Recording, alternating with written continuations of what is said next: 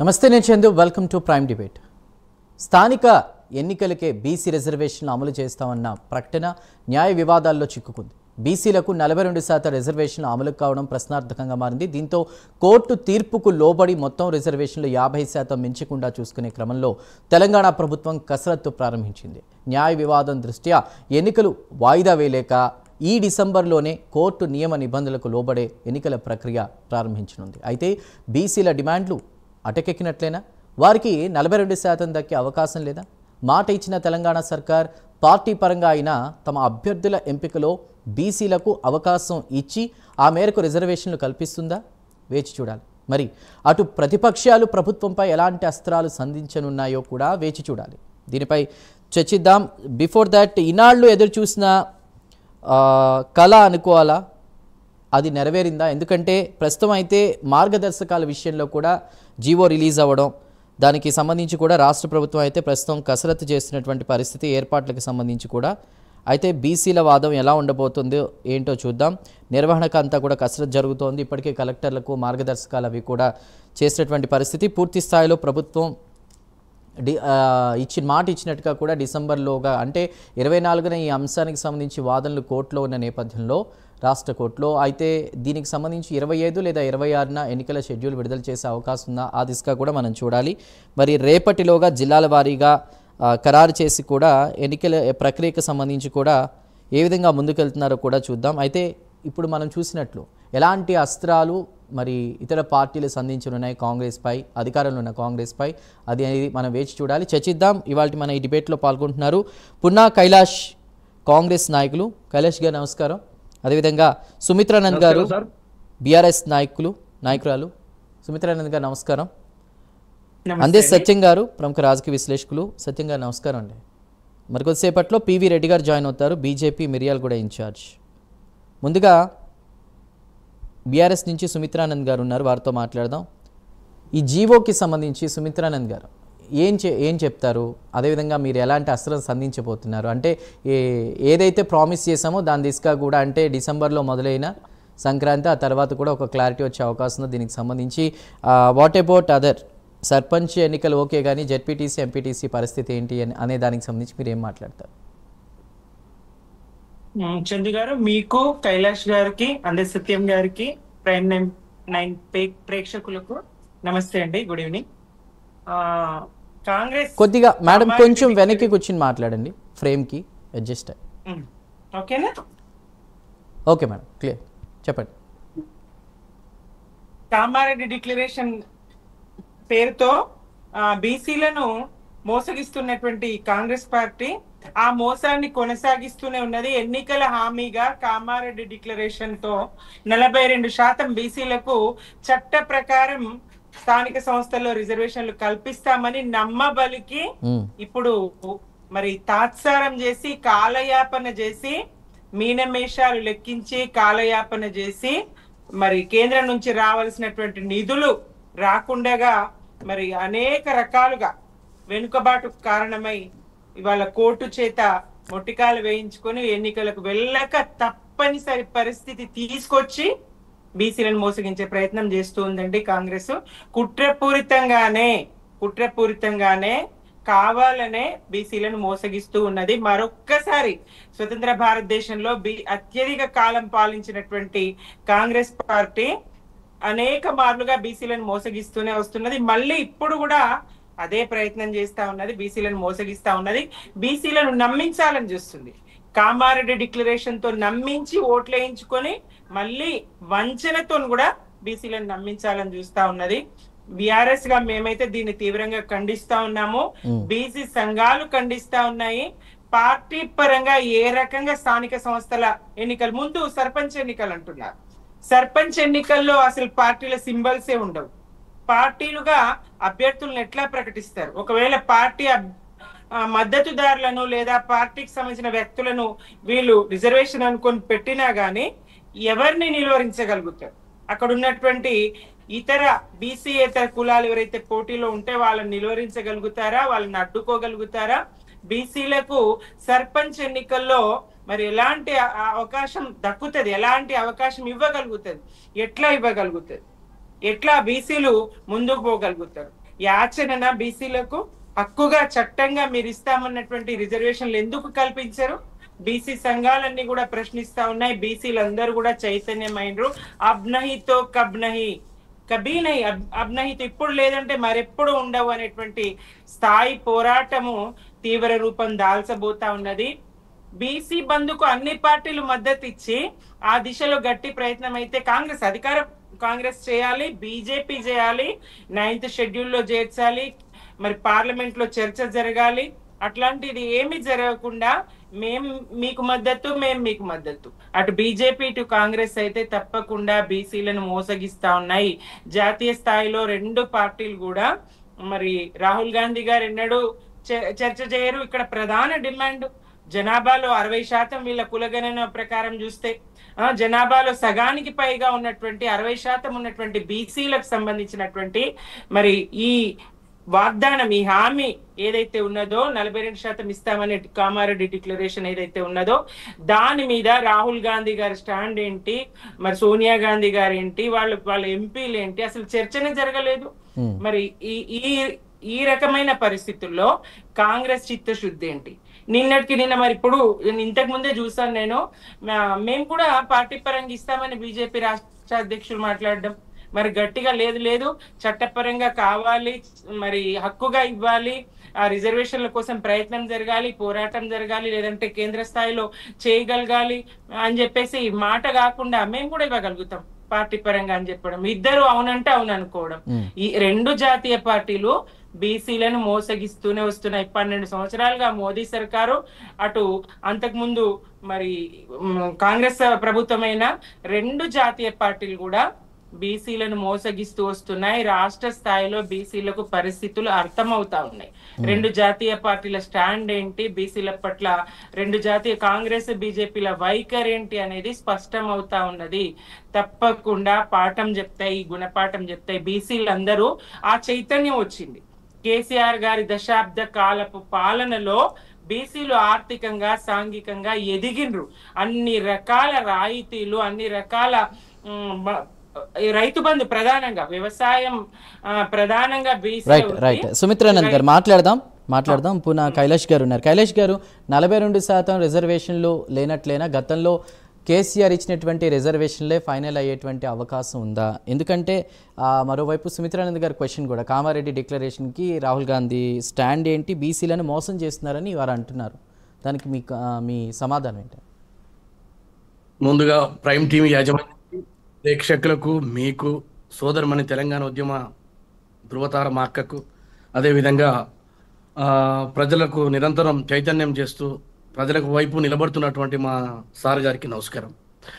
ఇవాళ మీరందరూ కూడా ఒక సందర్భం, ఇది బలహీన వర్గాలకు సంబంధించినటువంటి విషయం లోపల మా అందరి ఏకాభిప్రాయం ఉన్నది, మీకు ఏకాభిప్రాయం ఉన్నదని నేను అనుకుంటా ఉన్నాను. ఎందుకంటున్నంటే, ఏ సామాజిక వర్గాలైతే ఇవాళ ఆర్థిక రాజకీయమైనటువంటి వివక్షతకు గురైనవో వీళ్ళందరినీ కూడా ముందుకు తీసుకుపోవాలన్నటువంటి ఆలోచనతోటే ఇవాళ రాహుల్ గాంధీ గారు కన్యాకుమారి నుంచి కాశ్మీర్ దాకా పాదయాత్ర చేసినప్పుడు వారికి ప్రజల నుంచి వచ్చినటువంటి డిమాండ్ కానీ, అనేక చోట్ల బలహీన వర్గాలకు విద్య కానీ, వైద్యం కానీ, రాజకీయం కానీ అవకాశాలు దొరుకుతలేవు. కాబట్టి మేము వచ్చేటువంటి రోజుల్లో తప్పకుండా ఈ వర్గాలకు, బలహీన వర్గాలకు సంబంధించినటువంటి రిజర్వేషన్ పెంచి సుప్రీంకోర్టుని స్లాబ్ని కూడా కట్ చేసి మేము వాళ్ళకు న్యాయం చేయడానికి ముందుకు పోతామని చెప్పేసి రాహుల్ గాంధీ గారు ఆ రోజు భారత్ జోడో యాత్రలో ఒక నినాదం ఎత్తుకొని దేశ ప్రజల ముందు ఉంచడం జరిగింది. దాన్ని ఈ తెలంగాణ రాష్ట్ర ముఖ్యమంత్రి గారు, అంటే కామారెడ్డిలో ఆ రోజు పిసిసి అధ్యక్షునిగా ఒక వాగ్దానం చేయించారు. ఏమని చేయించారంటే, మేము అధికారులకు వస్తే డెఫినెట్గా వీళ్ళందరికీ బలహీన వర్గాలకు రిజర్వేషన్లు ఇవ్వాలి, దాన్ని మేము తప్పకుండా అమలు చేస్తా అని చెప్పేసి వారు రాష్ట్ర ప్రజల ముందు ఎజెండా ఉంచి మేము ఎన్నికల్లోకి వచ్చినాం. బలహీన వర్గాలు, బీసీ, ఎస్సీ, ఎస్టీ, మైనార్టీలు, అగ్రకులాలు ఎవరు అందరూ కలిసి కేసీఆర్కి వ్యతిరేకంగా తీర్పు రావడం జరిగింది. దాని తర్వాత వెంటనే శాసనసభలో మీరు గమనించాలి, ముఖ్యమంత్రి గారి యొక్క చిత్తశుద్ధిని ఇవాళ ప్రశ్నిస్తున్నటువంటి బీఆర్ఎస్ కానీ మరొకరు కానీ తమ గుండె మీద చేసుకొని మాట్లాడాలి. దానికి సంబంధించినటువంటి వర్క్ మొత్తం కూడా ప్రిపరేషన్ చేయడానికి అసెంబ్లీలో ఒక బిల్లు ప్రవేశపెట్టి, అది విద్యలో కానీ, వైద్యంలో కానీ, ఉద్యోగంలో కానీ, లేదా రాజకీయం కానీ అవకాశాలు రావాలని 2 బిల్లులు ప్రవేశపెట్టి, ఆ యొక్క ప్రవేశపెట్టినటువంటి దాన్ని ఏది కులగణన చేయాలి, కులగణన ద్వారా వచ్చేటువంటి సైంటిఫిక్ డాటా ఆధారంగా రాబోయే రోజుల్లో రిజర్వేషన్ పెంచడానికి ఏ రకంగా ముందుకు పోవాలో ముఖ్యమంత్రి గారు శాసనసభలో పెట్టినప్పుడు ఇదే బీఆర్ఎస్ మద్దతు ఇచ్చింది. ఇదే భారతీయ జనతా పార్టీ ఇచ్చింది, మరొకరు ఇచ్చారు. అందరూ ఇక్కడ ఇందులో మాకు వ్యతిరేకమైనటువంటి భావం లేదని చెప్పడం జరిగింది. కానీ బిల్లు ప్రవేశపెట్టిన తర్వాత, బిల్లు ఆమోదం పొందిన తర్వాత కేంద్రం దగ్గరనే పెండింగ్ పెట్టుకున్నారు. గవర్నర్కి పంపిస్తే గవర్నర్ రాష్ట్రపతి దగ్గర పెట్టినారు. ఇవన్నీ ఆపడం జరిగింది. దానికి ఏం ముడి పెడుతున్నారు అంటే, ఇవాళ వీళ్ళు ముస్లింలకు సంబంధించినటువంటి రిజర్వేషన్లు ఉన్నాయి, దాన్ని అన్ని తీసేసి ఒక గంటలో చేస్తామని నేను అడుగుతా ఉన్నా భారతీయ జనతా పార్టీ కానీ, అదేవిధంగా ఇవాళ సన్నాయి నొక్కులొక్కుతున్నటువంటి బీఆర్ఎస్ పార్టీ కానీ 2018లో ఆ రోజు సుప్రీంకోర్టులో ఇచ్చినటువంటి డైరెక్షన్ ఇక్కడ అమలు చేస్తాం, మేము రిజర్వేషన్ కట్ చేసి 50% ఈ యొక్క ఏదైతే స్లాబ్ ఉందో స్లాబ్ను అమలు చేస్తామని ఆ రోజు ముఖ్యమంత్రి గారు ఒక మరణ శాసనం రాసిరు శాసనసభలో. మరి ఆ రోజే మీరు ఈ ప్రయత్నం చేసి ఉంటే ఇవాళ మాకు అవకాశం వచ్చేది ఉండేది కాదు. మేము మా యొక్క చిత్తశుద్ధిని నిరూపించడానికి ప్రజల ముందు ఎజెండా పెట్టిన దాన్ని అనేక సందర్భాలు అనేక రాష్ట్రాల్లో కోర్టులో ఏమడుగుతున్నాయి అంటే, మీరు ఇవాళ ఇంత రిజర్వేషన్ ఇస్తున్నారు కదా, మీ దగ్గర ఏం ఆధారం ఉందని ఆ ఆధారాన్నే సేకరించడానికి ఈ దేశంలో తొలిసారిగా తెలంగాణ రాష్ట్ర ముఖ్యమంత్రి గారు ఒక డాటా సేకరించారు. ఇప్పుడు కులగణన చేస్తాం జనగణనలో అని చెప్పేసి భారతీయ జనతా పార్టీ చెప్తుందే, మరి ఆ రోజు మొన్నటిదాకా వ్యతిరేకించింది. ఇవాళ రాజకీయ అవసరాల కొరకు మాత్రమే తెలంగాణలో ఉన్నటువంటి ప్రభుత్వాన్ని కానీ రిజర్వేషన్లు కానీ వ్యతిరేకిస్తా ఉంది. ఇది దేశ ప్రజలు గమనిస్తున్నారు, రాష్ట్ర ప్రజలు గమనిస్తూ ఉన్నారు. కాబట్టి ఇంతకు మించి ఇక్కడ ఈ దేశంలో బలహీన వర్గాల వైపు ఎవరు నిలబడ్డరో నేను వాళ్ళని అడుగుతా చెప్పింది. కేసీఆర్ గారి పాలనలో అద్భుతంగా వెలుగొందిండ్రు, వాళ్ళకు సూపర్ గా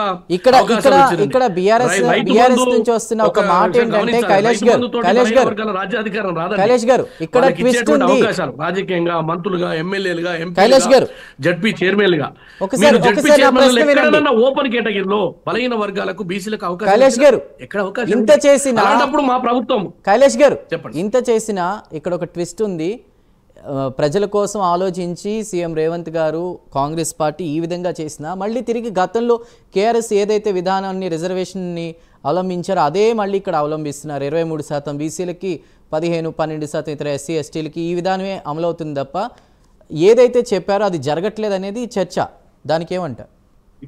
ఎస్, మీరు అన్నదానికి ఇవాళ చట్టపరంగా తర్వాత కోర్టుల పరంగా దేశంలో కోర్టుకు మించినటువంటిది ఎండ్ లేదండి. ఈ దేశంలో ఎండ్ కోర్టు ఇచ్చినటువంటి తీర్పుని మనందరం ఈ దేశంలో ఉన్నటువంటి పౌరులుగా ప్రజాస్వామ్యాన్ని గౌరవించే వాళ్ళుగా మనందరం చేయాలి. కానీ ఇక్కడ సంకల్పం తీసుకొని ఒక ప్రయత్నం చేసి ఒక సైంటిఫిక్ డాటా తీసుకొని ఒక డెడికేషన్ కమిషన్ వేసి బీసీ కమిషన్ వేసి దాదాపు 300 నుంచి 400 కోట్లు ఖర్చు పెట్టి బలహీన వర్గాల యొక్క ఆత్మగౌరవం కాపాడడానికి మా ముఖ్యమంత్రి గారు చేసినటువంటి ప్రయత్నాన్ని తప్పంటున్నారా? ఈ వర్గాలకు సంబంధించినటువంటి ఆత్మగౌరవాన్ని తీసుకుపోవాలి, అది చట్టపరంగా అమలు కావాలని మా ముఖ్యమంత్రి గారు ఒక స్టెప్ తీసుకున్నారు. అది తప్పని అడుగుతున్నారా?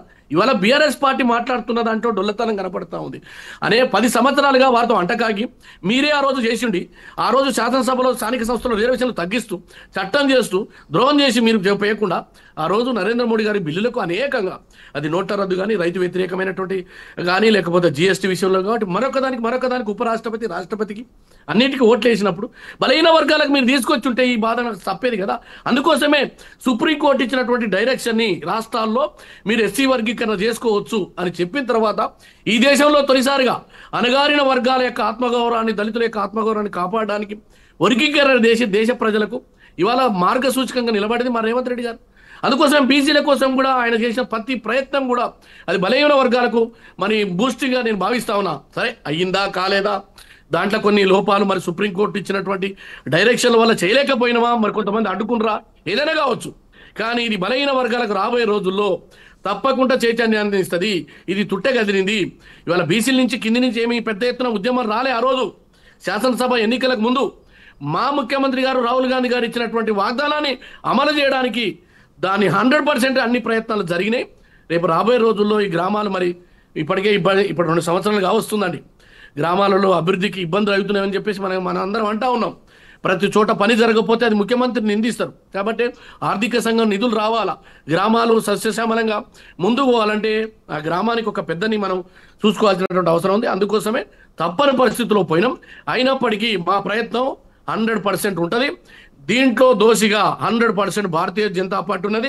అంతకంటే ముందు బీఆర్ఎస్ పార్టీ బీసీలకు ద్రోహం చేసి ఇవాళ రోడ్ల మీదకి వచ్చి గొప్ప భగవద్గీత, ఆ తర్వాత ఖురాను, బైబిల్ శ్లోకాలు చెప్తా ఉన్నారు. ఈటల రాజేందర్ గారికి ఎంత అన్యాయం చేశారు బీసీలకు, అది చరిత్ర కదా. శాసనసభలో చర్చ జరుగుతున్నప్పుడు మద్దతు ఇచ్చిన మీరు ఇవాళ బీజేపీని ఎందుకు అడుగుతలేరు? బీజేపీని ఎందుకు అడగరు? బీజేపీని ఎందుకు నిలదీయరు? 9th షెడ్యూల్లో పెట్టమని ఎందుకు అడగరు? దేశంలో మేము న్యూఢిల్లీలో మేమందరం కలిసి 100 మంది ఎంపీలతో ధర్నా చేస్తే మీరు రాలే కదా, మేము ఆహ్వానించినాం కదా అఖిల పక్ష. అడుగుదాం కైలాష్ గారు, పివి రెడ్డి గారు ఉన్నారు, మాట్లాడదాం. పివి రెడ్డి గారు, బీజేపీని దోషిగా చూపిస్తున్నారు. మరి 24న దీనికి సంబంధించి కోర్టులో వాదనలు ఉన్నాయి కాబట్టి 25 లేదా 26న దీనికి సంబంధించి ఒక షెడ్యూల్ వచ్చే అవకాశం ఉంది. ఏదైనా డిసెంబర్ 3వ వారంలోపు కూడా ఈ ప్రక్రియ పూర్తవుతుందని అంటున్నారు. మొత్తంగా ఇక్కడ ఇంకో అంశం ఏంటంటే బీఆర్ఎస్ నుంచి కానీ బీజేపీ నుంచి వినిపిస్తున్న మాట, ప్రభుత్వం ఫెయిల్ అయింది, జనాల్ని ఫెయిల్ చేశారు, మోసం చేశారనే మాట వినిపిస్తుంది. దానికి మీ సమాధానం ఏంటండి బీజేపీని? పివి రెడ్డి గారు. నమస్కారం, గుడ్ ఈవినింగ్. డెఫినెట్గా ఇప్పుడు కాంగ్రెస్ పార్టీ ఏదైతే హామీలు ఇచ్చారో 6 గ్యారెంటీలు కానీ 420 అంశాలు కానీ వాటికి తోడుగా కామారెడ్డిలో బీసీ డిక్లరేషన్ అయితే పెట్టారు 42%. అది రాహుల్ గాంధీ గారి చేత మరి ప్రకటించబడింది. సో అప్పటి నుంచి మొదలు పెడితే కాంగ్రెస్ ప్రభుత్వంలో వచ్చాక 20 నెలల కాలంలో ఎప్పుడు కూడా బీసీలకి రిజర్వేషన్ ఇవ్వాలి, బీసీలకి బిల్లు పాస్ చేయించాలి, చట్టం తేవాలని చెప్పి ఎప్పుడు ఆలోచన రాలే. ఎప్పుడు వచ్చింది? లోకల్ బాడీ ఎలక్షన్స్ వస్తున్నాయి. లోకల్ బాడీ ఎలక్షన్స్ లో పూర్తిగా గ్రామాల్లో పూర్తిగా వ్యతిరేకత వచ్చింది కాంగ్రెస్ పార్టీ మీద. ఎందుకంటే 6 గ్యారెంటీలు ఏవైతే ఇచ్చారో అవి 100 రోజుల్లో అమలు చేస్తామని చెప్పారు. కానీ ఎక్కడ కూడా అమలు కాని పరిస్థితి. 1-2 తప్పితే 6 గ్యారెంటీలో 13 అంశాలు ఉంటాయి. ఒక బస్సు ప్రయాణము, ఒక గ్యాస్, ఇంకొక విద్యుత్ మీద కొంతమందికి వస్తుందేమో. కానీ మిగతా అంశాలన్నీ కూడా తొంగలో తొక్కి ఓటు బ్యాంక్ రాజకీయం కోసం వాళ్ళు ఇచ్చిన హామీలన్నీ కూడా పక్కదారి పట్టించేసి దాన్ని పట్టించుకోకుండా విస్మరించి ఈరోజు టైంపాస్ రాజకీయాలు చేస్తా ఉంది కాంగ్రెస్ పార్టీ. ఎందుకు చెప్తున్నానంటే వీళ్ళ ఇచ్చిన హామీలు చెప్తాను. ఈ బీసీ డిక్లరేషన్ దానికన్నా ముందుగా ఈ 6 గ్యారెంటీల్లో మహిళలకు 2500, వృద్ధులకి 4000 రూపాయలు, తర్వాత నిరుద్యోగ వృత్తి 4000 రూపాయలు, తర్వాత రైతు కూలీలకి 12,000 రూపాయలు, ఆటో డ్రైవర్కి 12,000 రూపాయలు, రైతు బంధు 2 సార్లు ఎగ్గొట్టి 9+9 18,000 కోట్ల రూపాయలు ఎగ్గొట్టి మొన్న ఎందుకు ఇచ్చారంటే లోకల్ బాడీ ఎలక్షన్స్ దగ్గరకు వస్తున్నాయి, రైతులు ఊరుకోరు, రైతు వ్యతిరేకత డెఫినెట్ గా మూట కట్టుకుంటారు కాంగ్రెస్ పార్టీ అని చెప్పి ఆలోచనతోటి హడావిడిగా రిలీజ్ చేశారు. తర్వాత దాంతో పాటుగా ఈ రుణమాఫీ కూడా కంప్లీట్ చేయలేదు. ఇవన్నీ చూస్తే టోటల్ గా గ్రామాల్లో మీరు పోయి చూస్తే, చందు గారు మీరు పోయి వెళ్ళి సర్వే చేయండి, గ్రామాల్లో ఏ విధంగా కాంగ్రెస్ పార్టీ మీద వ్యతిరేకత ఉందో డెఫినెట్ గా మీకు క్లియర్ కనపడుతుంది. దాంతో పాటుగా ఇప్పుడు ఏంటి, కొంత జాప్యం చేయాలి, కొంత ముందు తీసుకెళ్ళాలి, ఏది కొంత ఎక్స్టెండ్ చేయాలి టైంని. So 42% BC declaration. ఎప్పుడు వీళ్ళకి వాళ్ళు ఏమన్నారు, మేము వచ్చిన ప్రభుత్వంలోకి వచ్చిన 6 నెలలలోపు చట్టబద్ధత కల్పించి బీసీలకు 42% రిజర్వేషన్ కల్పించిన తర్వాతనే మేము ఎలక్షన్లకు పోతామని చెప్పిన కాంగ్రెస్ పార్టీ ఏం చేసిందండి? ఏం చేసింది? బీసీ కమిషన్ ద్వారా సర్వే చేయించి ఏదో అడావిడిగా చేయించారు. పూర్తిగా ఎక్కడ కూడా సర్వే చేసినట్టు ఎవరు కూడా చెప్పలేదు ఇప్పటిదాకా. కాంగ్రెస్ పార్టీ నాయకులు మాత్రం చెప్తున్నారు. అక్కడ తర్వాత బీసీ కమిషన్ అది బీసీ కుల పెద్దలు కానీ హైకోర్టు కానీ ముట్టికాయలు వేసిన తర్వాత ఒక డెడికేటెడ్ కమిషన్ వేసి రీసర్వే చేయించారు. అప్పటికి పూర్తయిందంటే పూర్తి కాలే అది కూడా. తర్వాత దాన్ని గవర్నర్ గారిని పంపించడం, రాష్ట్రపతి గారిని పంపించడం, తర్వాత బిల్లు, తర్వాత దాన్ని జియో రిలీజ్ చేయడం, రకరకాల కార్యక్రమాలు చేశారు. కానీ ఎక్కడ కూడా చిత్తశుద్ధి కనపడతలేదు. నేను ఏమంటున్నా, ఇప్పటికి కూడా వీళ్ళు ఏమన్నారు, అఖిల పక్షాన్ని తీసుకుపోతాం, అక్కడ బీఆర్ఎస్ కానీ లేకపోతే బీజేపీ కానీ మిగతా పార్టీ నాయకులను తీసుకెళ్లి ప్రధానమంత్రి గారిని కల్పిస్తామని చెప్పారు. వీళ్ళు ఎందుకు ఒక్కరే ఎందుకు వెళ్ళారండి జంతర్ మంతర్ దగ్గర ధర్నా చేయడానికి? ఓన్లీ కాంగ్రెస్ పార్టీనే అంటే వాళ్ళకి పేరు రావాలని అంతేనా? మీకు బీసీల మీద నిజంగానే ప్రేమ ఉంటే అఖిల పక్షాన్ని ఎందుకు తీసుకెళ్లలేదు? ఎందుకు మాట్లాడిపించలేదు? ఎందుకు మీరు ధర్నా చేయాల్సి వచ్చింది చెప్పండి. ఒక్క ధర్నాలో మీరు రాహుల్ గాంధీ గారు ఇక్కడ బీసీ డిక్లరేషన్ ప్రకటించారు కదా, ఆయన చేతనే చెప్పించారు కదా. ఆయన చేత చెప్పించినప్పుడు ఆయన ఎందుకు రాలేదు? పోనీ అక్కడ జంతర్ మంతర్ దగ్గరికి రాహుల్ గాంధీ రాలేదు ఎందుకు? ప్రియాంక గాంధీ రాలేందుకు? అదే సోనియా గాంధీ గారు రాగలేందుకు? ఎందుకు మద్దతు ఇవ్వలేకపోయారు వాళ్ళు? అక్కడ కనపడుతుంది చిత్తశుద్ధి. వీళ్ళకి నిజంగానే ప్రేమ ఉందా, లేకపోతే అభిమానం ఉందా? 42% రిజర్వేషన్ కల్పించాలా? ఇక్కడ కనపడతా ఉంది. రెండో పాయింట్ చెప్తా ఉన్నాను. వీళ్ళు తీసుకొచ్చిన రిపోర్ట్ లో 42% రిపోర్ట్ ఏదైతే బీసీ రిపోర్ట్ ఉందో అది ఇప్పటివరకు ఎందుకు పబ్లిక్ డొమైన్ లో పెట్టలేదు? ఎందుకు వెబ్సైట్ లో పెట్టలేదు? ఎందుకు ప్రజలు చూడకుండా దాస్తా ఉన్నారు? చాలా మంది ప్రతిపక్ష పార్టీలు, భారతీయ జనతా పార్టీ అడుగుతా ఉంది, బీఆర్ఎస్ పార్టీ అడుగుతున్నారు, మిగతా పార్టీలు కూడా అడుగుతున్నాయి. ఎందుకు పెట్టలేకపోతా ఉన్నారు? ఎందుకంటే దాంట్లో 42%లో 10% ముస్లింలు కలిపి 32% కుదించి బీసీలను మోసం చేయడానికి చేస్తున్న ప్రయత్నంలో భాగంగానే దాన్ని పబ్లిక్ డొమైన్ లో పెడతలేరు. నేనేమంటున్నా, బీసీ బిలో ముస్లింలకు రిజర్వేషన్ ఉంది, బీసీఈ ఇది రాజశేఖర రెడ్డి గారు ముఖ్యమంత్రిగా ఉన్నప్పుడు 5% కాదు 4% అని చెప్పి వాళ్ళకి దాంట్లో ముస్లింలకు రిజర్వేషన్ ఇస్తా ఉన్నారు. బిసైడ్స్ దిస్ 10% మళ్ళా దీంట్లో 42% ఇస్తా ఉన్నారు. ఎవరైనా అడుగుతున్నారా? పోనీ బీసీ ఇప్పుడు కుల పెద్దలు కానీ, కుల సంఘాలు కానీ, లేకపోతే బీసీ నాయకులు కానీ ఎందుకు పబ్లిక్ డొమైన్ లో పెట్టలేదు? కాంగ్రెస్ అడగని పోనీ, ఛాలెంజ్ చేస్తున్నా నేను. ఇప్పటిదాకా అడుగుతారు, నేను చాలా సందర్భాల్లో చెప్పినా నేను, ఎందుకు పెట్టలేకపోతున్నారు? డెఫినెట్ గా అది తెలంగాణ బీసీ సమాజాన్ని మోసం చేయడానికి చేస్తున్న ప్రయత్నమే.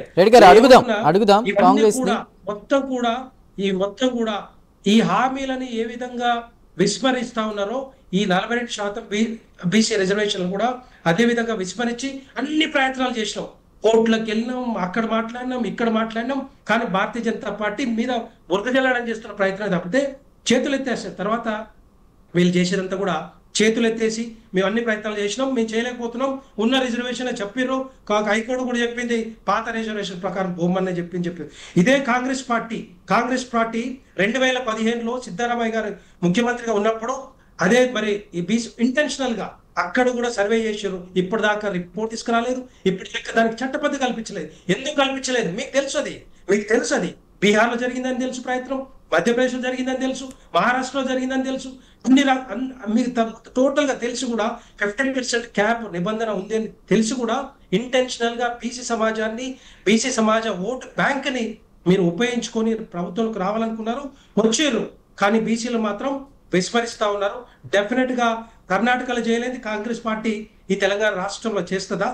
అది బీసీ సమాజం కూడా అడుగుతా ఉంది, భారతీయ జనతా పార్టీ కూడా అడుగుతా ఉంది. డెఫినెట్ గా రైట్ అడుగుదామండి. అందే సత్యం గారు ఉన్నారు. సత్యం గారు, అన్ని వర్గాలకు కలిపి 50% లోపేనా 42% రిజర్వేషన్ అనేది బీసీలకి లేనట్టేనా? మరోవైపు ఆశావహులు ఉన్నారు కొంతమంది, దసరా టైంలో భారీగా ఖర్చు పెట్టుకునే వాళ్ళు ఉన్నారు బీసీలు, వాళ్ళందరూ మాకే వస్తుంది అని చెప్పి కూడా వాళ్ళ పరిస్థితి ఏంటి? బీసీలని మోసం చేశారని అంటున్నారు. మీరేమంటారు దీనికి సంబంధించి సత్యం గారు? ఇప్పుడు ఒక పనికి మెరిట్ డిమెరిట్స్ ఉంటాయి.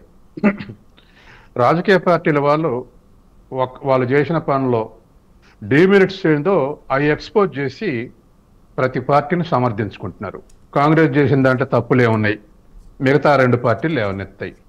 బీఆర్ఎస్ చేసిన లోపాలే ఉన్నాయి, మిగతా 2 పార్టీలు లేవనెత్తాయి. బీజేపీలో చేసిన డిమెరిట్స్ ఉన్నాయి, వాటిని లేవనెత్తి విమర్శిస్తాయి. జరుగుతున్నది ఇది. 3 పార్టీల్లో కూడా మెరిట్స్ ఉన్నాయి కదా, ఆ మెరిట్స్ని ఎక్స్పోజ్ చేసి వాటికి సపోర్టింగ్గా ఎందుకు ర్యాలీ గారు? మెరిట్స్ ఉన్నాయి. ఇప్పుడు చట్టం తెచ్చారు, శాసనసభలో ఆమోదించారు, 42% చేశారు. ఇది కాంగ్రెస్ మెరిట్ అనుకుంటే ఈ 42% మీరు ఆమోదించాలని బీజేపీ ప్రతినిధి వర్గం ప్రధానమంత్రి గారు కానీ, లేకపోతే హోమ్ మినిస్టర్ కానీ, లేకపోతే పార్లమెంటరీ బోర్డు కానీ రిప్రజెంట్ చేసి 9th షెడ్యూల్లో చేర్చాలి, ఇదే సరైన సమయం, ఇవాళ దత్తాత్రేయ కూడా అన్నాడు. కాబట్టి అలా కాంగ్రెస్లో మెరిట్ ఉందనుకుంటే బీజేపీ అంతకన్నా ఒక మెరిట్ అయిన పని చేసి ఈ చట్టాన్ని ఎందుకు ఆమోదింపజేయరు? తర్వాత బీఆర్ఎస్ కూడా ఒక లోక్సభ లేకున్నా మిగతా పొలిటికల్ ఇంపాక్ట్ తోటి ఈ మెరిట్స్కు సపోర్ట్ ఇచ్చి ఇది చేయాలని చెప్పేసి సెంట్రల్లో ఉన్నటువంటి రాహుల్ గాంధీ తర్వాత మోడీ మీద ఎందుకు ఒత్తిడి చేయరు? రాజకీయ ఒత్తిడి. పార్లమెంట్ సభ్యులు లేకపోవచ్చు, రాజకీయ ఒత్తిడి ఎందుకు చేయరు? 3 పార్టీల మెరిట్స్ ఉన్నాయి కదా, ఆ మెరిట్స్నే సపోర్ట్ చేసి ఇది బయటపడటానికి ఎందుకు చేయరు అంటే ఇవాళ రాజకీయ పార్టీలు అగ్రకుల నాయకుల చేతుల్లో ఉంది. బీసీ ప్రతినిధులను వాడుకుంటున్నారు, డిబేట్లకు పంపుతారు, తర్వాత జేఏసీలకు పంపుతారు. జేఏసీల బీసీ మూవ్మెంట్ని ఎవరు క్రెడిబిలిటీ రాకుండా ఒకదానికి ఒకళ్ళు వ్యతిరేకంగా నిలబెట్టుకుంటారు. అందరూ జొరబెట్టి బీసీ క్రెడిబిలిటీని వాళ్ళే కొట్టేయడానికి రాజకీయ పార్టీలు చూస్తారు. చూసాంగాను మనం నెల రోజుల్లో ఒక జేఏసీ ఉన్న బీసీ జేఏసీ స్ట్రగుల్ కోసం ఇప్పుడు 2 జేఏసీలు, ఒక న్యూట్రల్ జేఏసీ, 3 జేఏసీలు అయినాయి నెల రోజులనే. జాజుల ఒక జేఏసీ, కృష్ణయ్య ఒక జేఏసీ, తర్వాత చిరంజీవులు ఒక జేఏసీ. ఇది నాన్ పార్టీ జేఏసీ, అవి 2 pro BJP JAC, pro Congress JAC. అంటే రాజకీయ పార్టీలు వాళ్ళ ప్రతినిధులు అందులో జొరబెట్టి నాయకత్వం తర్వాత బీసీలని వచ్చే క్రెడిబిలిటీని మూవ్మెంట్ని వచ్చేటువంటి దాన్ని వాళ్ళ రాజకీయ పార్టీకి అనుగుణంగా వాడుకోవడానికి ఈ పనులు చేస్తున్నారు. ఇది రాజకీయ పార్టీ ప్రతినిధి అనైతి కాదు, వాళ్ళకి లిమిట్స్ ఉన్నాయి. కాబట్టి ఇటువంటి పని ఇప్పుడు కాదు, మొదటి నుంచి మండల్ కమిషన్ నివేదిక ఇచ్చారు. ఇచ్చిన తర్వాత 10 ఏళ్ళు కాంగ్రెస్ సైలెంట్గా ఉంది. రిపోర్ట్ ఇచ్చినాక, నివేదిక ఇచ్చినాక 10 ఏళ్ళు సైలెంట్గా ఉంది. 10 ఏళ్ల తర్వాత యూపీసీ అమలు చేస్తే దాంట్లో రాజకీయ రిజర్వేషన్లు కూడా లేవు. విద్యా ఉద్యోగ రిజర్వేషన్లు 27%. దాన్ని సపోర్ట్ చేయకుండా దాన్ని డివైడ్ చేసి వేరే మూవ్మెంట్స్ తీసుకుపోయి యూపీసీని కూలగొట్టారు. ఏమని చెప్తారు? మా పార్టీని అడగలేదని, అడగకుండా చేసిండని ఓ పార్టీ చెప్పుద్ది, అసలు మాకు ఇష్టం లేని పని చేశారు అందుకే మేము మద్దతు ఉపయోగిస్తున్నాం ఇంకో పార్టీ చెప్పుద్ది. అక్కడ ఆ చరిత్ర, ఇక్కడ ఈ చరిత్ర. ఇది జరుగుతున్నటువంటి వాస్తవం. ఇప్పుడు ఒకవేళ మేము 42% ఇస్తాం, మేము 42% అని ఇస్తామని 3 పార్టీలు కోతలుగా వస్తున్నాయి కదా. సర్పంచులకు వీళ్ళు ఇవ్వాల్సిన పని లేదండి. బీసీలు సర్పంచుల స్థాయికి, ఎంపీటీసీల స్థాయికి ఎదిగున్నారు. ఇవాళ గ్రామాల్లో ఈ 3 పార్టీలు ఎవరు ఇవ్వకపోయినా 42% దాటి ఎన్నికవుతారు. సర్పంచులకు కానీ లేదా ఎంపీటీసీలకు కానీ ఆ మాత్రం ఎంపవర్ అయ్యారు. కానీ జడ్పీటీసీలు, ఎంపీపీలు, తర్వాత ఎమ్మెల్యే అనే వరకల్లా ఖచ్చితంగా ఇవాళ మానిటైజ్ అయి ఉన్నాయి ఎలక్షన్స్. ఎంపీపీ కావాలంటే 11 మంది ఎంపీటీసీలకు తలా 5 లక్షలకి పెట్టాడే ఎంపీపీ అవుతాడు. జడ్పీటీసీ కావాలంటే ఈ ఎంపీపీలు పోటీ చేసేటువంటి ఎంపీపీలకు అందరూ డబ్బులు ఇచ్చి అప్పుడు అక్కడ ఉన్నటువంటి ఓటింగ్ శాతం పెరిగితే జడ్పీటీసీ గెలుస్తాడు. ఈ తంతు నడుస్తుంది. ఈ బీసీల నుంచి వచ్చే వాళ్ళు సర్పంచ్కో ఎంపీటీసీకో వచ్చేవాళ్ళరు కానీ ఆ స్థాయిలో 1 కోటి రూపాయలు జడ్పీటీసీ ఖర్చు పెట్టడం, ఎంపీపీ ఖర్చు పెట్టడం, లేదా ఎమ్మెల్యేకు 25 కోట్లు ఖర్చు పెట్టే స్థితిలో బీసీలు లేరు. కాబట్టి సర్పంచులు 42% ఇస్తున్న పార్టీలందరూ నేను ఒక ప్రశ్న అడుగుతున్నా. రేపు ఎస్సీ ఎస్టీలు 25% పోతే ఇంకా 75% ఉంటాయి. ఎమ్మెల్యేలు ఒక 19-20 పోయినాయి అనుకోండి, జడ్పీటీసీలు 560లోకి 25% పోయినాయి అనుకోండి, 150 పోయినాయి అనుకోండి. మిగిలిన వాటిల్లో ఓపెన్ టు ఆల్ 50% ఉంది కదా. 50%లో సగం ఇస్తే బీసీలకు, ఆ సగం 25%, రిజర్వేషన్ 23%, అప్పుడు 45% దాటుద్ది. అట్లా ఇస్తారా? ఇప్పుడు ఏ పార్టీ అయినా మేము 42% ఇస్తున్న కాంగ్రెస్ అనగానే బీఆర్ఎస్ అంటుంది, బీఆర్ఎస్ అనే బీజేపీ అంటుంది. సర్పంచులు మీరు ఇవ్వద్దండి, రాజకీయ పార్టీలు అస్సలు ఇవ్వద్దు. మీరు వాళ్ళంతా వాళ్ళకి గెలిచే క్యాపబిలిటీస్ ఉన్నాయి, ఎంపవర్ అయి ఉన్నారు, ఆ మేరకు ఎంపవర్ అయి ఉన్నారు. కానీ జడ్పీటీసీలు, ఎమ్మెల్యేలలో మీరు 50% దాటకుండా మిగిలిన 50% రిజర్వేషన్ సుప్రీంకోర్టు తీర్పు ప్రకారం జడ్పీటీసీలు, ఎంపీపీలు అన్ని కూడా 50% దాటినాక జనరల్లో 50% ఉన్నాయిగా. అలా 25% ఖచ్చితంగా వీళ్ళు బీసీలో పోటీ చేయాలి అని రాజకీయ పార్టీలు బీసీలకు టికెట్లు ఇస్తాయా? సర్పంచులు ముచ్చట చెప్పొద్దు, మీరు జయన్ ముచ్చట చెప్పొద్దు. వాళ్ళంతటా వాళ్ళు ఎన్నికైతే వాళ్ళని చూపెట్టి, సంఖ్యను చూపెట్టి ఇక చూసారా మా పార్టీ తరఫున 42% అంటారు. ఇవాళ 50%, 60% కూడా గెలుస్తారు బీసీలు ఆ స్థాయిలో. అవి కాదు కావాల్సింది. వీళ్ళు ఒక బీసీని నిలబెడితే అవతల ఓసీ ఇండిపెండెంట్ పోటీ చేస్తాడు వీళ్ళ పార్టీడే. వీళ్ళకి ఆపే కెపబిలిటీ ఉందా? ఆపి దీనికే సపోర్ట్ చేయాలని అందరినీ, మిగతా వాళ్ళందరినీ ఇండిపెండెంట్లు ఆపి మా పార్టీ ఇది సూచిస్తుంది దీనికి సపోర్ట్ చేయండి అని ఆపగలరా? కాబట్టి ఇదంతా మాయాపేడాలండి.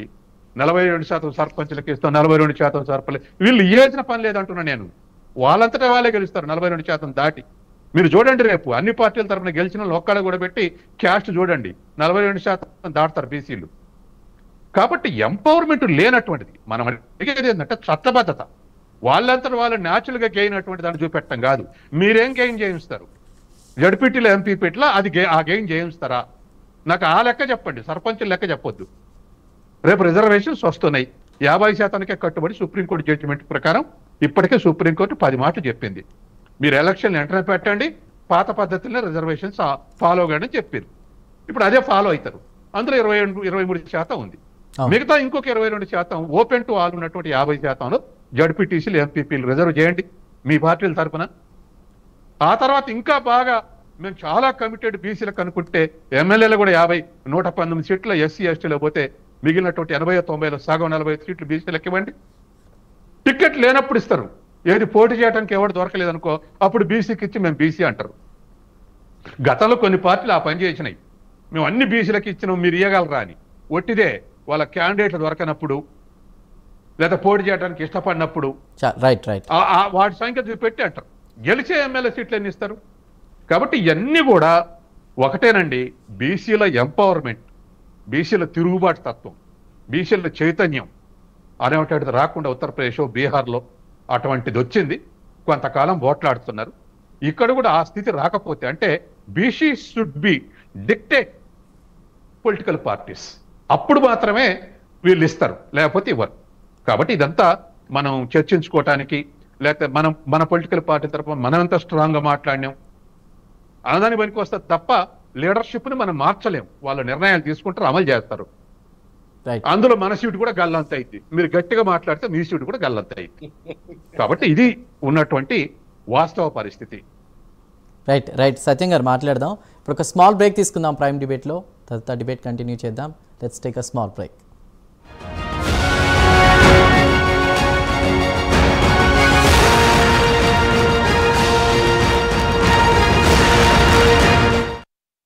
రైతన్నకు అండగా నిలవాలి అనే సంకల్పంతో సూపర్ 6 హామీల అమలులో భాగంగా గౌరవ ముఖ్యమంత్రి శ్రీ నారా చంద్రబాబు నాయుడు గారి నాయకత్వంలోని కూటమి ప్రభుత్వం మరో ముందడుగు వేసింది.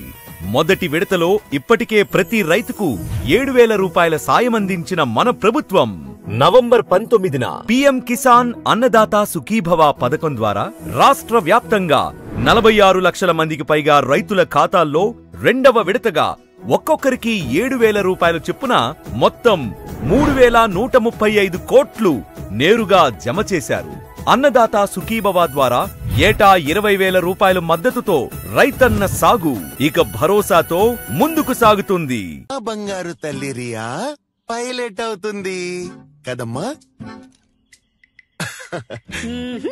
నా బంగారు తల్లి ఫ్యాషన్ డిజైనర్ అవుతుంది.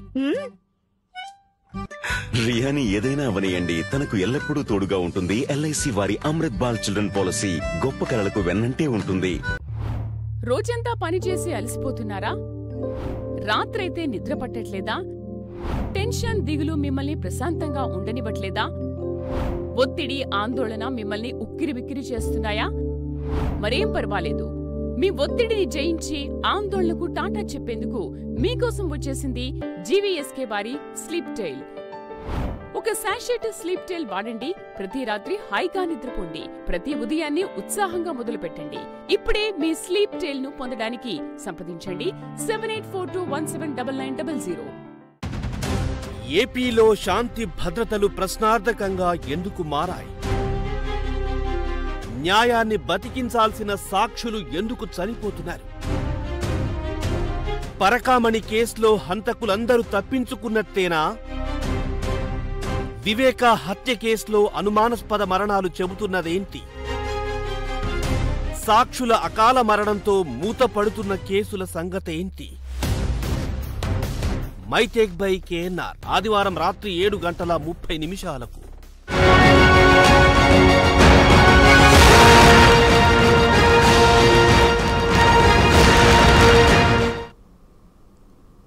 Welcome back. ఇక బీసీలకు 42% రిజర్వేషన్ కల్పిస్తూ తెలంగాణ ప్రభుత్వం అనేక ప్రయత్నాలు కూడా చేసింది. బట్ లాస్ట్కి కోర్టు ఏదైతే చెప్పిందో పాత పద్ధతిలోనే 50% రిజర్వేషన్లు మించకూడదన్న దానికి కట్టుబడి కూడా ఎన్నికలు మరి జరగబోతున్నాయి. ఈ నేపథ్యంలో కోర్టు చెప్పడంతో కూడా ఒక రకంగా పాత అంటే 50% లోపు వాటితోనే ముందుకెళ్లాలని ప్రభుత్వం ఆలోచన చేస్తున్నటువంటి పరిస్థితి. ఇందాక సత్యం గారు కూడా చాలా కీలకమైనటువంటి ప్రశ్నలు చాలా అడిగారు.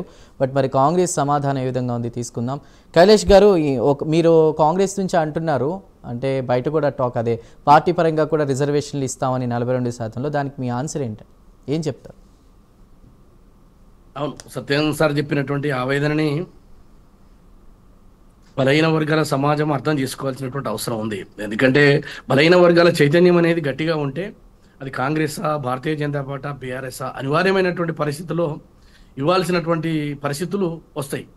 కానీ ఎందుకో ఎక్కడో ఒక చోట బలహీన వర్గాల యొక్క ఐక్యత అనేది సరైన పద్ధతిలో పోతలేదని నేను ఒక బీసీ బిడ్డగా భావిస్తున్నా. అయినప్పటికీ బలహీన వర్గాలకు సంబంధించిన రిజర్వేషన్ లోపల ఇవాళ అగ్రకులానికి చెందినటువంటి మా ముఖ్యమంత్రి గారు ఉన్నప్పటికీ ఒక సాహసోపేతమైన నిర్ణయంగా నేను భావిస్తున్నా. ఇప్పుడు ఇవాళ అయిందా కాలేదా, దీనికి ఏంది కోడిగుడ్డు మీద ఈకలు వీస్తే రాదండి. ఎందుకు చెప్తా ఉన్నా అంటే ఇవాళ అడ్డంకులు ఉన్నటువంటి కోర్టుని మించి మనం చేయడానికి లేదు. అన్ని ప్రయత్నాలు అనేవి జరిగినాయి. కోర్టులు గతంలో అడిగినటువంటి అనేక రాష్ట్రాలలో ఏమంటుంటే రిజర్వేషన్ పెంచినప్పుడల్లా మీ దగ్గర ఏం ఆధారాలు లేవు కదా, ఎంత ఉందో, ఏ జనాభా ఎంత ఉందో, ఏ వర్గం ఎంత ఉందో అని చెప్పేసి కేంద్రం చేయాలి. కానీ కేంద్రం చేయలేదు. దానికి రాష్ట్రం చేసింది. రాష్ట్రం తన దగ్గర ఉన్నటువంటి నివేదికను ముందల పెట్టింది. ఇవాళ భారతీయ జనతా పార్టీ మాట్లాడుతూ ఉంది. ఏంది, నేను ఈ దేశ బిడ్డగా మరి నేను ఒక బలహీన వర్గాల బిడ్డని ఈ దేశాన్ని వెళ్తున్నాను. అదే నరేంద్ర మోడీ గారి నాయకత్వంలో మరి మహిళా బిల్లు రిజర్వేషన్ తీసుకొచ్చారు, సంతోషం. మరి చట్టసభలలో తీసుకొస్తే ఈ స్థానిక సంస్థలు అవసరమే లేదు కదా. ఈ స్థానిక సంస్థలు అనేది పెద్ద, ఇప్పుడు సార్ చెప్పినట్టుగా అనేక గ్రామాలలో సర్పంచులు, ఎంపీటీసీలు మనం ఆ స్థాయికి చేరుకున్నాం. మరి చట్టపరంగా మీ చేతులు ఉన్నటువంటి దాన్ని చేస్తే మేమంతా కూడా పాలాభిషేకం చేస్తాం. కాంగ్రెస్లు ఉంటేంది, ఎల్లుంటేంది, కానీ ఇవన్నీ మీరేమో నిలబెట్టుకోరు. సరే మరోపక్క రంగారెడ్డి జిల్లా షాబాద్లో 41 రోజులుగా కూడా 42% రిజర్వేషన్లే ధ్యేయంగా కూడా వాళ్ళు నిరాహార దీక్ష చేస్తున్నటువంటి పరిస్థితి అక్కడ చాలామంది. మరి ఈరోజు 42వ రోజు వంట వర్క్ చేస్తున్నారు. దీనిపై స్పందించకపోతే ఉధృతంగా మేము ముందుకు వెళ్లాల్సి ఉంటుందనే ఒక సవాల్ కూడా, ఛాలెంజ్ కూడా చేశారు వారు. అంటే ఇప్పటి వరకు కూడా మరి ప్రభుత్వం నుంచి వాళ్ళతో మాట్లాడడం కానీ ఏమైనా జరిగింది? అదే తప్పకుండా అండి. నేను ఎందుకంటున్నా అంటే ఒక చైతన్యం అనేది అవసరము అంటున్నా. ఇవాళ ఒక రోజుతోనే చేసి రెండో రోజు బిస్తర్ చదువుకోవడం కాదు, అట్లా ఆ స్ఫూర్తి అనేది అవసరం. అది ప్రభుత్వాల మీద ఒత్తిడి తేవడం ద్వారా ప్రభుత్వాలకు కొంత డెఫినెట్గా, అది కాంగ్రెస్ ఉండని, బీజేపీ ఉండని, బీఆర్ఎస్ ఉండని, ఎవరైనా ఉండని, కొంత ప్రయత్నం అనేది జరుగుతుంది. ఆ ప్రయత్నం అనేది మేము అడగక ముందుకే మేము చేసినామని చెప్తున్నాం. రెండవది, ఇవాళ దేశంలో రిజర్వేషన్లకు వ్యతిరేకంగా 100% భారతీయ జనతా పార్టీ ఏం ప్రయత్నాలు చేసిందో తెలియదా? అటు మండల కమిషన్కి ముందు కమండల ఉద్యమం నడిపి బీసీ వ్యతిరేకులుగా, తర్వాత దళిత వ్యతిరేకులుగా ఈ దేశంలో మూటగట్టుకుందే వాళ్ళు. రెండో విషయం, ముస్లిం అని చెప్తారు. మహారాష్ట్రలో అనేక కులాలు, గుజరాత్లో అనేక కులాలు, ముస్లింలోని సామాజిక వర్గాలు బీసీలో కలపబడ్డాయండి. నరేంద్ర మోడీ గారు స్వయంగా చెప్పడం జరిగింది. యూపీలో అనేక కులాలు ఉన్నాయి. అంతేందుకండి, వీళ్ళలో అలయన్స్లో మహాకూటమి ఉంది కదా ఇక్కడ ఆంధ్రప్రదేశ్లో, అక్కడ కూడా రిజర్వేషన్లు ఏం అమలు కాపాడుతున్నాయి? ఆంధ్రప్రదేశ్ నుంచి తీసుకున్న, అంటే ఉమ్మడి ఆంధ్రప్రదేశ్ నుంచి తీసుకున్నటువంటి రిజర్వేషన్ ఏదైతుందో దాన్ని అమలు చేస్తున్నారు కదా, దాన్ని తీసేస్తారా? మరి ఇవన్నీ కాదండి, ఒక బూజి చూపించి తద్వారా మేమంతా ఆ రాష్ట్రం పనిచేయలేదు, ఈ రాష్ట్రం పనిచేయలేదు, కేవలం రాజకీయ లబ్ధి కొరకు మాట్లాడుతుంది భారతీయ జనతా పార్టీ తప్ప ఏనాడు కూడా బలహీన వర్గాల వైపు నిలబడ్డటువంటి సందర్భం లేదు. వాళ్ళు రిజర్వేషన్కు వ్యతిరేకంగా ఈ దేశంలో కోకొల్లలుగా ఉద్యమించారు. మెరిట్ అనేది వాళ్ళు చెప్తారు. ఎప్పుడైనా మీరు చూడండి, బలహీన వర్గాల రిజర్వేషన్ వస్తే మెరిట్ అనే దాన్ని ముందుకు మాట్లాడతారు వాళ్ళు. మెరిట్లో మరి కోట్ల రూపాయలు పెట్టి కొనుక్కున్న దాని గురించి వీళ్ళు మాట్లాడరు. కాబట్టి నేనేమంటున్నానంటే, భారతీయ జనతా పార్టీకి చిత్తశుద్ధి ఉంటే 9th షెడ్యూల్లో చేర్చమంటున్నా. రెండోది, లేదు మీరు శాసనసభలో ఆమోదించిన దాన్ని రాష్ట్రపతి దగ్గర పంపిన దాన్ని ఆమోదం చేయమంటున్నా. అది సాధ్యం కాదంటున్నారు కదా, మీరే తీసుకురండి. ఇవాళ మీరే తీసుకొస్తే మేమందరం హర్షిస్తాం కదా. కానీ ప్రయత్నం చేస్తున్న వాళ్ళ కాళ్ళల్లో కట్టబెట్టి అడ్డగోలిగా మాట్లాడతాం, ఏదైనా రాజకీయ లబ్ధి కోసం మాట్లాడతాం. శాసనసభలో మహేశ్వర్ రెడ్డి గారు మద్దతు పలికినరు, అదేవిధంగా పాయల్ శంకర్ గారు మద్దతు పలికినరు ఆ రోజు. మరి ఇదే నివేదికను అమలు చేస్తున్నప్పుడు ఎందుకు వ్యతిరేకించలే? మేము ముస్లింలకు చేస్తున్నామని శాసనసభ నుంచి ఎందుకు వాకౌట్ చేయలే? ఇక్కడ ఒక, అంటే గల్లీలో ఒక మాట, ఢిల్లీలో ఒక మాట అండి భారతీయ జనతా పార్టీది. ఏ రోజు కూడా వాళ్ళు బలహీన వర్గాల వైపు నిలబడరు. కేవలం వాళ్ళ స్వార్థం కొరకు మాత్రమే ఇవాళ కునగరణ అనేది చెప్పి దేశంలో తీసుకొచ్చారు. మేము చేసినప్పుడు ఏమన్నారు తెలుసా? చెంప వలగొడతారు నితిన్ గడ్కరీ ఎవరైనా కులాల గురించి మాట్లాడితే. ఇది ఆమోదయోగ్యం కాదు అని చెప్పిండ్రు. మరి వాళ్ళు ఎందుకు తీసిరు దేశవ్యాప్తంగా కులగరణ? జనగణనలో కులగరణ ఎందుకు వస్తుంది? అంటే ఏంది? స్వార్థ రాజకీయాల కొరకు పరాకాష్ట భారతీయ జనతా పార్టీ. ఇక హామీల గురించి మాట్లాడుతున్నారు. వాళ్ళు హామీల గురించి మాట్లాడితే గురిగింజ నీతులు మాకు గుర్తుకొస్తాయి. ఎందుకంటే 2 కోట్ల ఉద్యోగాలు ఇస్తా, నల్లధనం తీసుకొచ్చి 15 లక్షలు ఇస్తా, తర్వాత ఈ దేశాన్ని సంపూర్ణంగా చేస్తా, ఇలా డాలర్తో పోటీ పెట్టుకుంటే దిగజారింది ఒక్క రోజుల్లోనే. చూడండి, ₹1 వీళ్ళ చేసేది, వీళ్ళ అవసరాల కొరకు దేశంలో ఉండబడే ప్రభుత్వ రంగ సంస్థల్ని అన్నిటిని అమ్మి మరి సంస్థలని బలోపేతం చేసి వ్యక్తులను బీదోళ్ళని చేస్తారు.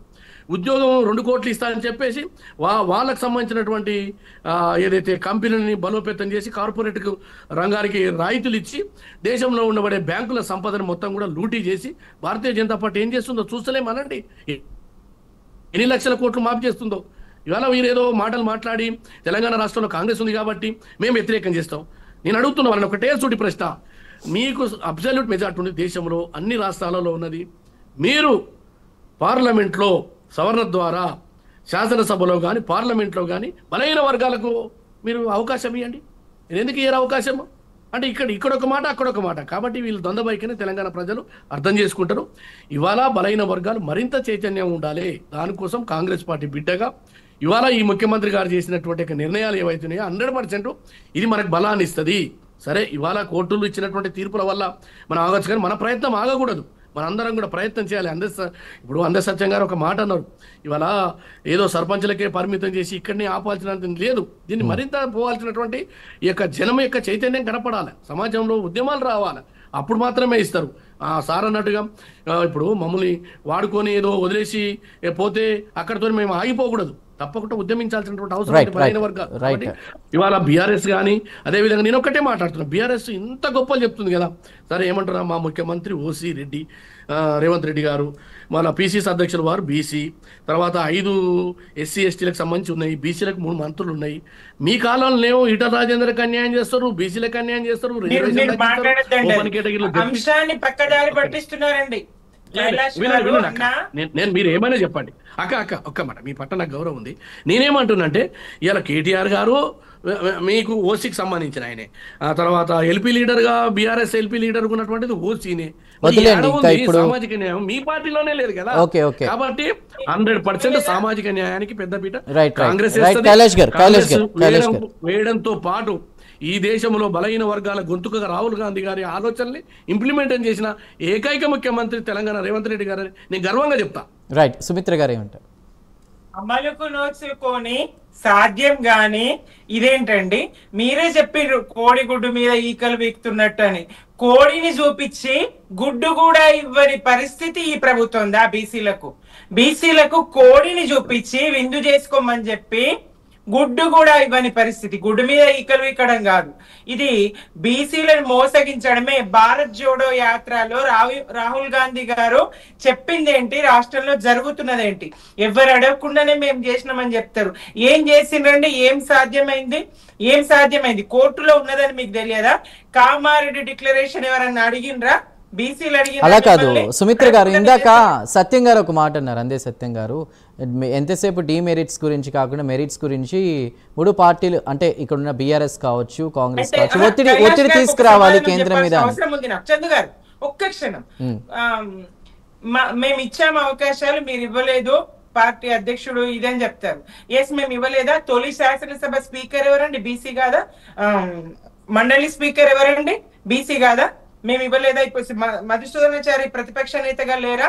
బీసీలకు కేసీఆర్ గారు అన్ని రకాలుగా ఇచ్చిండ్రు. 34% స్థానిక సంస్థల్లో ఇవ్వాలని జీవో 396 తీసుకురాలేదా? కోర్టుకు పోయింది ఎవరండి? కాంగ్రెస్ ప్రతినిధి స్వప్నారెడ్డి గారు, ఇంకొకరు కాదా? ఇవాళ కోర్టుకు పోయింది ఎవరు? కాంగ్రెస్ కు చిత్తశుద్ధి ఉంటే రాహుల్ గాంధీ గారు అక్కడ కూర్చున్నారా ధర్నాలో? అఖిల పక్షాన్ని అన్న ఒక్క నిమిషం అన్న చెప్పిన తర్వాత నేను చెప్పిన తర్వాత రాహుల్ గాంధీ గారు ధర్నాలో కూర్చోలేరు, సోనియా గాంధీ గారు కూర్చోలేరు, అఖిల పక్షాన్ని వీళ్ళు పిలువని పేరంటానికి ఎవరైనా పార్టీ చేస్తున్నటువంటి కాంగ్రెస్ పార్టీగా చేస్తున్న కార్యక్రమాలకు బీజేపీ గానీ బీఆర్ఎస్ గానీ ఎట్లా వెళ్తుంది ఢిల్లీకి? ఆ ధర్నా డ్రామాలో మేము భాగం పంచుకోలేదు. మరొక్కసారి ఢిల్లీ కేంద్రంగా బీసీలను మోసగించే ధర్నా డ్రామాలో మేము పాలు పంచుకోలేదు, మీరు పిలువను లేదు. పిలిస్తే ప్రతిపక్షాలుగా మేము వచ్చేది, అటు బీఆర్ఎస్ అయినా ఇక బీజేపీ స్టాండ్ మాకు తెలియదు, కానీ మేమైతే పిలిస్తే తప్పకుండా వచ్చేది. ఇక్కడ మీరు ఏ ప్రయత్నం చేసినా మేము మద్దతు ఇచ్చినాం. మీరు బిల్లు అసెంబ్లీలో బిల్లు చేసినా ఇంకోటి చేసినా మా మద్దతు అయితే ఉండింది. బీసీల పక్షాన బీఆర్ఎస్ చిత్తశుద్ధితోనే ఉన్నది. బీసీలకు బీఆర్ఎస్ చేసింది, భవిష్యత్తులో కూడా చేస్తుంది తప్పకుండా. మీరు హామీ ఇచ్చిండ్రు కామారెడ్డి డిక్లరేషన్ లో, మీరు 3 మంత్రులు అని చెప్తారు. న్యాయంగా బీసీలకు ఎంత సంఖ్యలో మంత్రివర్గంలో స్థానం ఉండాలి, ఇచ్చిండ్రా? లేదు. అలాగే మీరు ఎన్ని కామారెడ్డి డిక్లరేషన్ లో, ఇంకా స్థానిక సంస్థలు ఒక్కటే కాదు, బీసీ డిక్లరేషన్ లో ఇచ్చినటువంటి ఒక్క హామీ అన్నా మీరు నెరవేర్చిండ్రా? ఒక్క హామీ అన్నా? మరి అక్కడ మీరుగా చేయగలిగింది కోర్టు పరిధిలో లేదు, చట్టం పరిధిలో లేదు, పార్టీగా ప్రభుత్వం కాంగ్రెస్ ప్రభుత్వంగా చేయగలిగినటువంటి ఒక్క పని కూడా చేయనప్పుడు ఎట్లా బీసీలు కాంగ్రెస్ ను విశ్వసిస్తారు? పైపెచ్చు సరే అప్పుడు బీఆర్ఎస్ తప్ప ఇంకో తప్ప మీరు మాట. సుమిత్ర గారు, ఇందాక ఒక ప్రశ్న అడిగాను, దానికి ఇంకా కైలేష్ గారు సమాధానం చెప్పలేదు. బీసీలకి మాకే వస్తుందన్న ఆశపడిన ఆశావహుల పరిస్థితి ఏంటి?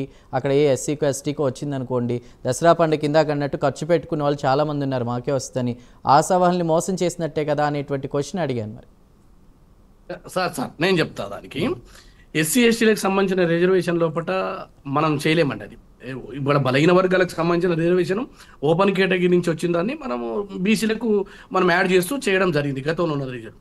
ఇప్పుడు మళ్ళీ ఏం చేస్తాం, పాత రిజర్వేషన్లు ఏదైతే ఉన్నదో దాన్ని కట్ చేసి అలా ఓపెన్ ఉంటుంది. కాబట్టి మా ముఖ్యమంత్రి గారు కానీ కాంగ్రెస్ పార్టీ కానీ ఒక నిర్ణయం తీసుకుంది, పార్టీల పరంగా 42% ఇంప్లిమెంటేషన్ చేస్తాం. మిగతా పార్టీలు కూడా తమ యొక్క చిత్తశుద్ధిని నిరూపించుకోవాలి. అది ఎలా సాధ్యం అనేది డైరెక్షన్ ఇచ్చిన తర్వాత సార్, కోర్టుల యొక్క డైరెక్షన్ ని మేము ఉల్లంఘించలేమండి. ఈ దేశంలో అత్యున్నత న్యాయస్థానం ఎప్పుడైనా తీర్పు ఇచ్చిన తర్వాత మనం దానికి వ్యతిరేకంగా పోవడానికి వీల్లేదు. కాబట్టి నేనేమంటానంటే మరొక అవకాశం ఉంది. ఇప్పుడు ఆమరణ నిరాహార దీక్షతో తెలంగాణ తెచ్చినా మీరు చెప్పుకుంటారు కదా, ఇదే బీసీ రిజర్వేషన్ని ఏమంటారంటే ఇప్పుడు ఖాళీగానే ఉన్నాడు మాజీ ముఖ్యమంత్రి. ఇవాళ ఇందిరా పార్క్ దగ్గర కూడా మేము ఆ రోజు మీరు మూసేసారు, మేము ఓపెన్ చేసినాం. నిరాహార దీక్ష చేసి కేటీఆర్ గారు కానీ అదేవిధంగా కేసీఆర్ గారు కానీ అద్భుతమైనటువంటి అవకాశం ఇది.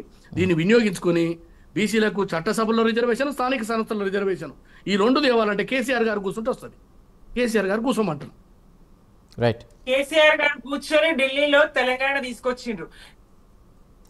అవును సుమిత్ర గారు, ఇప్పుడు 26వ సన్నాహక సమావేశాలు చేస్తున్నారు. ఒక నిమిషం సుమిత్ర గారు. రేవంత్ రెడ్డి గారు తెలంగాణ ప్రజలకు నేను వెనుకకు తగ్గితే రాళ్లతో కొట్టి చంపండి అని మాట ఇచ్చిన కేసీఆర్ గారు తెలంగాణ తెచ్చి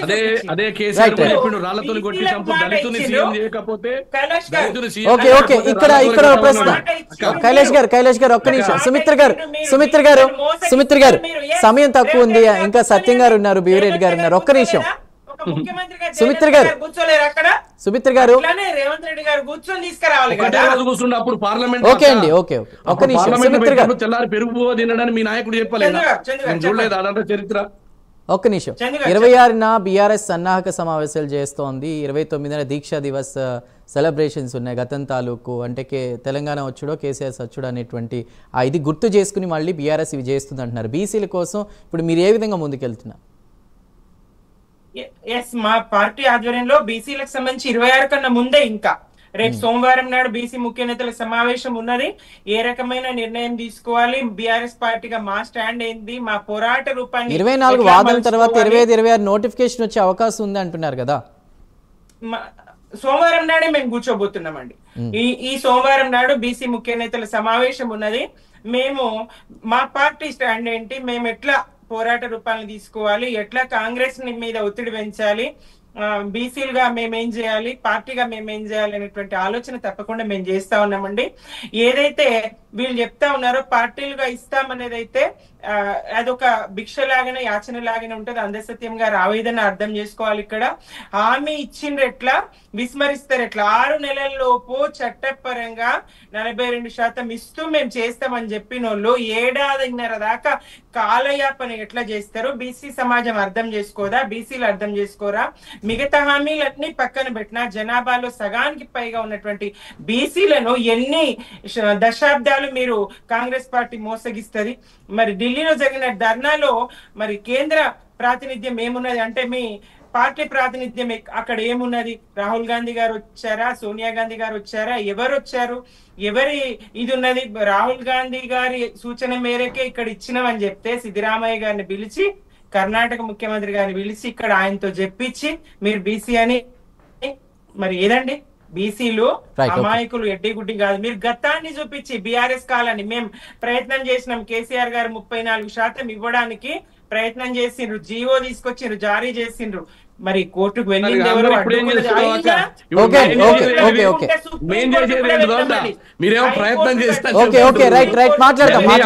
తెలంగాణ ప్రజలకు మరణ శాసనం రాసి శాసనసభలో అటు స్థానిక సంస్థల్లో పురపాలక సంబంధించిన రిజర్వేషన్ తగ్గించి బలహీన వర్గాలకు కంటిన్యూ అవుతుంది. ఒక్క నిమిషం కైలాష్ గారు ప్లీజ్.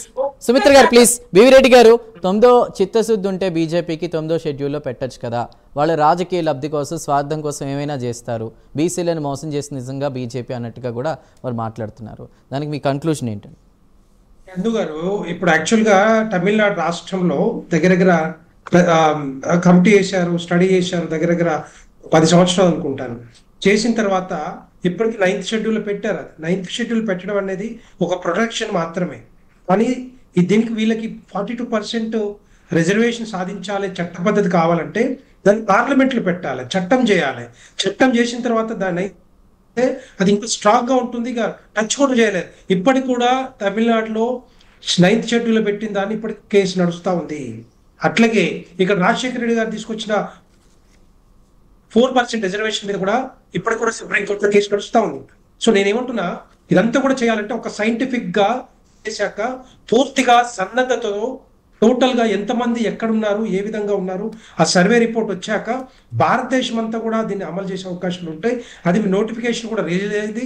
మా భారతీయ జనతా పార్టీ ప్రధానమంత్రి నరేంద్ర మోడీ గారు దీని మీద డెసిజన్ తీసుకొని పాపులేషన్ సెన్స్ తో పాటుగా కాస్ట్ సెన్స్ వస్తూ ఉంది, ఎంతమంది ఎక్కడ ఉన్నారు, ఏ విధంగా ఉన్నారు, ఆ రిపోర్ట్ వచ్చిన తర్వాత పార్లమెంట్ లో పెట్టే అవకాశం ఉంటుంది, దాని మీద చర్చించే అవకాశం ఉంటుంది. దానికి చట్టబద్ధత వస్తుంది, 9th షెడ్యూల్లో చేర్చే అవకాశం తప్పితే ఇష్టం వచ్చినట్టుగా. ఎందుకంటే ఈ తెలంగాణ రాష్ట్రానికి ముందు కర్ణాటకలో, బీహార్లో, మధ్యప్రదేశ్లో, తర్వాత ఏది మహారాష్ట్రలో, అన్ని రాష్ట్రాల్లో ఇదే ప్రయత్నం జరిగింది. కానీ ఈవెన్ మహారాష్ట్రలో మొన్న ఒక జడ్జిమెంట్ కూడా రిలీజ్ అయింది. ఎట్టి పరిస్థితుల్లో 50% క్యాప్ నిబంధన ఉండకూడదు, చేయకూడదు అని చెప్పి సరళించకూడదు అనేది. ఎందుకంటే 3 జడ్జిమెంట్లు ఉన్నాయి మనకంతా తెలుసు. ఇప్పటిదాకా ఎక్కడ కూడా జడ్జిమెంట్ కాదని చెప్పి ఎక్కడ ఒక నిమిషం ఉండండి. భారతీయ జనతా పార్టీ 2014లో భారతీయ జనతా పార్టీ బీవిరెడ్డి గారు ఒక్క నిమిషం.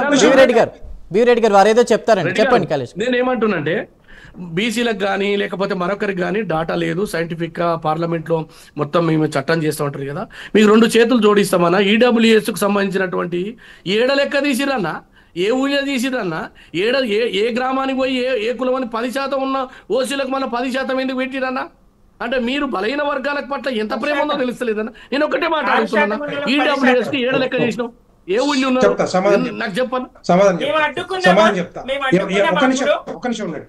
ఎవరు తీసుకొచ్చారు దీన్ని? ఏ బిల్లు ఎవరు పెట్టారు చెప్పండి ఒకసారి. ఎవరు పెట్టారు? మన్మోహన్ సింగ్ గారు ప్రధానమంత్రిగా ఉన్నప్పుడు తీసుకొచ్చిన ఈడబ్ల్యూఎస్ అది. ములాయం సింగ్, లాలూ ప్రసాద్ యాదవ్ గారు అడ్డుకున్నారు కాబట్టి దాంట్లో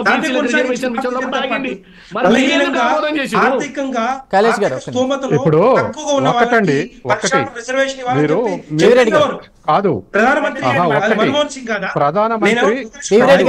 గారు సత్యం గారు మాట్లాడుతున్నారు.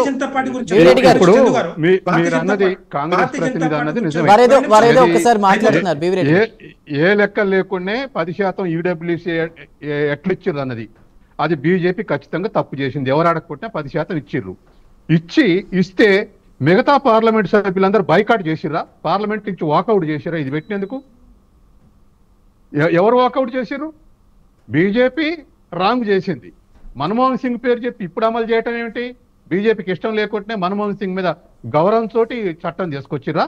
అది అబద్ధం. రెడ్డి గారు ఇప్పుడు ఎవరు అడగకుండా ఏడ ఉద్యమాలు లేకుండా 10% ఈడబ్ల్యూ తీసుకొచ్చి బీజేపీ తప్పు చేసింది. మరి ప్రతిపక్ష పార్టీలని వాకౌట్ చేయలేదు? ఇది 10% 10% ఇస్తే వాకౌట్ చేసేదా? అంటే అన్ని రాజకీయ నాయకుల సైకలాజికల్ ఒకటే కలిసి ఉన్నారు కాబట్టి అది పేరుకి అమలైంది. ఇప్పుడు ఇది సత్యం గారు ఒక్క నిమిషం అండి సార్, ఒక్క నిమిషం. అది difference. Bharatiya Janata party definite గా అంత్యోదయ సిద్ధాంత ప్రకారం మేము అందరికీ డెఫినెట్ గా అభివృద్ధి జరగాలి, సంక్షేమ పథకాలు అమలు కావాలి, ప్రతి ఒక్కరు కూడా ఎంపవర్ కావాలనే ఆలోచనతోటి ప్రధానమంత్రి నరేంద్ర మోడీ గారు అన్ని రకాల ఆలోచనలతోటి చేస్తా ఉన్నారు. ప్రధానమంత్రి 2014 భారతీయ జనతా పార్టీ గెలిచిన తర్వాత మొట్టమొదటిసారిగా ఒక ఓబీసీని ప్రధానమంత్రి చేసుకున్నాం. 27 మంది బీసీలని కేంద్ర మంత్రులు చేసుకున్నారు. కానీ కాంగ్రెస్ పార్టీ 55 సంవత్సరాల కాలంలో